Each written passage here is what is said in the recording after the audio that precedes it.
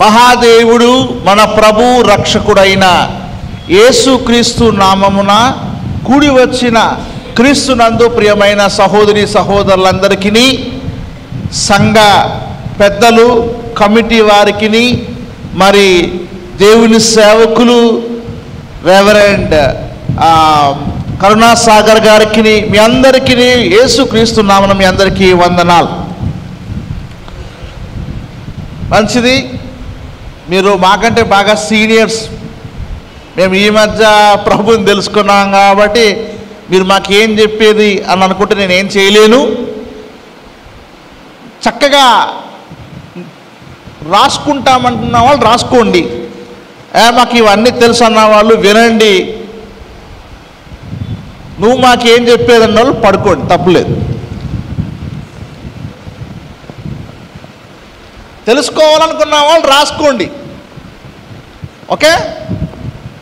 లేదు మాకు అంతా తెలుసు అన్న వాళ్ళు కనీసం వినండి. నువ్వు మాకు చెప్పేది ఏంది అన్న వాళ్ళు ఏం చేయాలా? పడుకోండి. ఓకే, మీ మూడిట్లో మీరు ఏం చేస్తారో చూద్దాం. ఈ మధ్య రీసెంట్లీగా నేను హైదరాబాద్ జేఎన్టీలో కాలేజీ పిల్లలకి వాకింగ్ చెప్పడానికి వెళ్తున్నప్పుడు అక్కడ 3 నాస్తిక పిల్లలకి బాప్టిజం ఇవ్వడం జరిగింది. ఇప్పుడు ఆ నాస్తికులు ఏం చేశారంటే నాతో చర్చ చేద్దాము అనుకున్నారు. అనుకుని వాళ్ళు ఏం చేశారంటే ఆ చర్చ గురించి మాట్లాడదామని బాగా ప్రిపేర్ అయ్యి బైబిల్లో ఈ అద్భుతాలు జరిగాయి కాబట్టి ఇప్పుడు అద్భుతం చేయమని మనం అడుగుదాము. అప్పుడు ఇతన్ని చిక్కుల్లో పెడదామని అనుకున్నారు. అందులో నుంచి ఉప్పు అందింది మాకు. అంటే ఏంటిది అనుకున్నప్పుడు ఒక క్రైస్తవుడు విని మాకొచ్చి, సార్ మిమ్మల్ని ఇలా ప్రశ్నించబోతున్నారు, మీరు ఏదైనా మాట్లాడండి, కానీ ఈ అద్భుతాలు, ఈ మిరాకిల్స్ గురించి దయచేసి మీరు మాట్లాడకండి అన్నారు. అని వాళ్ళు ఏం చేశారు, ఒక నాస్తికులు 4 కలిసి వచ్చారు. ఇట్లాంటి కెమెరా తీసుకొచ్చారు.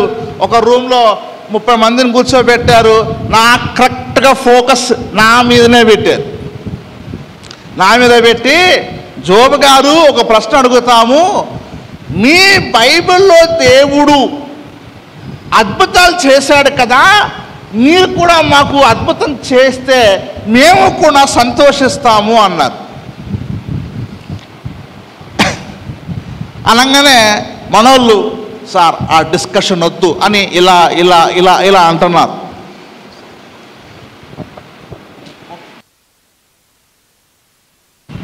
ఇది బాగా నవ్వుడుతుంది. సో వాళ్ళు ఆ ప్రశ్న, మీరు కొంతమంది పిల్లలు ఇలా అంటున్నారు. అంటే వాళ్ళ ఉద్దేశం ఏంటంటే వాళ్ళకి నేర్పబడిన జ్ఞానం ఒకటే. నేను అన్నాను, మీకు బైబిల్లో నుంచి ఏ అద్భుతం కావాలో చెప్పండి అన్నాను.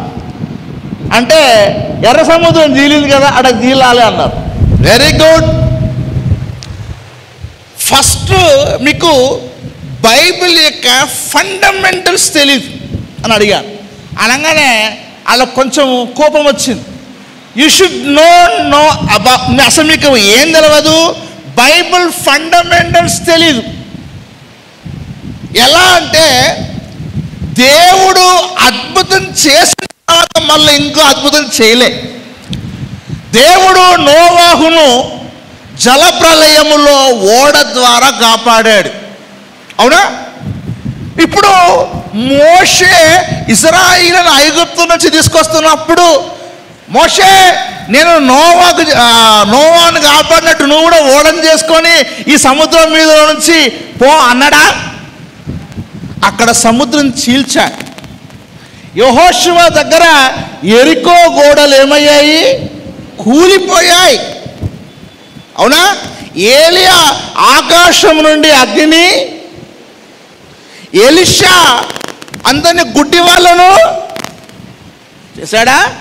సిరియలను గుడ్డి వాళ్ళని చేశాడా? ఎక్కడైనా భక్తులు దేవుడు అద్భుతం చేస్తున్నప్పుడు రివైజ్డ్ అయిందా? మళ్ళా దేవుడు చేశాడా? మళ్ళా దేవుడు చేస్తే అది అద్భుతం కాదు. కొత్తగా దేవుడు చేశాడు. అవునా కాదండి? యేసు ప్రభు సముద్రం మీద నడిచాడు, అలా అపోస్తలులు నడిచారా? కానీ పౌలు గారు పాము కలగానే ఇట్లా అన్నాడు, వదిలేశాడు. అలా లేదా? సో ఆది కాండం నుంచి మలాకి వరకి అద్భుతాలు దేవుడు చేశాడు, కానీ కొత్తగా చేశాడు. ఇప్పుడు మీరు నన్ను అడగాల్సింది ఏంది? ఏమడగాల? కొత్త అద్భుతం. నేను ఇంకొక ప్రశ్న కూడా అడుగుతా. సాతాను యేసుప్రభు దగ్గరకు వచ్చి, నీవు దేవుని కుమారుడవైతే రాళ్ళను రొట్టెలుగా మార్చుకో అంటే, నేను నిజంగా దేవుని కుమారుని అని రాళ్ళ రొట్టెలుగా మార్చాడా? నువ్వు మెస్సియావైతే ఆకాశం నుండి నాకు సూచన చూపించంటే, నేను మెస్సియానే కాబట్టి నేను చూపిస్తాను నేను ఏమన్నా చెప్పలు కొట్టుకున్నాడా? చెప్పండి. నేను కూడా యేసయ్య శిష్యున్నే. నువ్వు అడిగితే నేను చూపించును. ఎందుకు తెలుసా? యేసు ప్రభు ఫాలో అవుతా. కానీ ఆయన శిష్యుల ఎదుట అనేకమైన సూచక్రియలు చేశాడు. రూపాంతర కొండ మీద వెళ్ళి పేతురు, యోహాను, యాకోబుల ముందే ఆయన యొక్క మహిమను చూపించాడు. అలాగని అందరి ముందు చూపించలేదు కదా.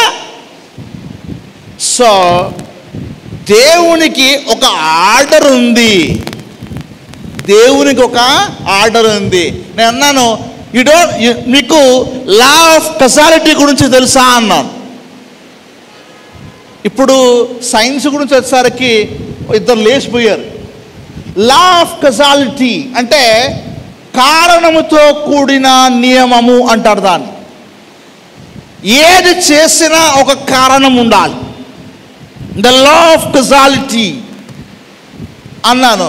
ఇప్పుడు బైబిల్లో చేయబడిన ప్రతి అద్భుతం వెనుక there is a reason behind. చాలా ఆయన నేను గొప్పోడిని అని చెప్పుకోలేదు. మనుషులకు అవసరతను బట్టి దేవుడు తన కార్యాలు చేశాడు. అంతేగాని నేను అని చెప్పుకోవడానికి అహంకారంతో దేవుడు చేయలేదు అని.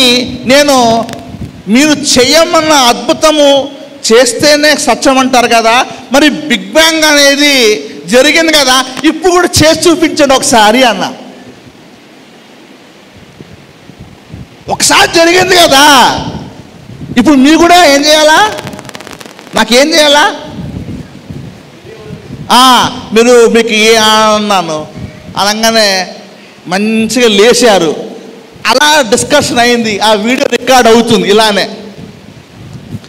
నేను అన్నాను, అయ్యో ఏదో అని ఫోన్ తీసుకున్నారు. ఫోన్ తీసుకొని వెళ్ళిపోతూ నేను అన్నాను, సార్ ఆ వీడియో కొంచెం మాకు ఇచ్చేయండి సార్, నేను నా యూట్యూబ్ ఛానల్ దానిలో పెట్టుకుంటా అన్న. పంపిస్తామండి అన్నారు. ఎప్పటికీ 9 నెలలు అయింది. లేదు, 9 నెలలు అయింది. మా వాళ్ళు ఫోర్స్ చేస్తూ ఉన్నారు. ఏమని? ఆ వీడియో పంపించినంటే ఆ డిస్క్ పోయింది, అది ఆ మెమరీ కార్డు పోయింది, ఇది పోయిందని చెప్పి చాలామంది ప్రశ్న రంగానే భయపడిపోతా. నిజమైన దైవుడు ఆయన సత్యవంతుడు. నేను ప్రశ్నించడం నాకు చాలా ఇష్టం. ఎందుకంటే అది కూడా దేవుని పనే. నమ్ముతారా? అది ప్రశ్నించడం దేవుని పని ఎలా అవుతుంది అని అంటారు. యేసుక్రీస్తు దేవాలయంలో కూర్చొని బోధకులను ప్రశ్నలు అడుగుచూ ఉండగా అప్పుడు మరియను యోసేపు వచ్చి, కుమారుడా నువ్వు ఏం చేస్తున్నావు ఇక్కడ అంటే, నేను నా తండ్రి పని మీద ఉండవలనని మీరు ఎరుగరా అన్నాడు. ఆయన తండ్రి పని చేస్తున్నాడు. ఎవరు? అవునా? తండ్రి పని చేస్తుండా లేదా? మరి తండ్రి పని ఏం చేస్తుండ? ఆయన ఏం చేస్తున్నాడండి? బోధిస్తున్నాడా? క్వశ్చన్, ప్రశ్నించటం జరిగింది. అందుకే ఈరోజు సాయంత్రం మీకు ప్రశ్నల జవాబులు అనే ప్రోగ్రాం సార్ గారు కూడా అన్నారు. కాబట్టి చక్కగా రండి, బైబిల్లో ఏమైనా మీకు సందేహాలు ఉంటే మరి యవనస్తుల కూటమితో పాటు దాన్ని ప్యాచప్ చేద్దాము అన్నారు. కాబట్టి మరి మంచి జ్ఞానులు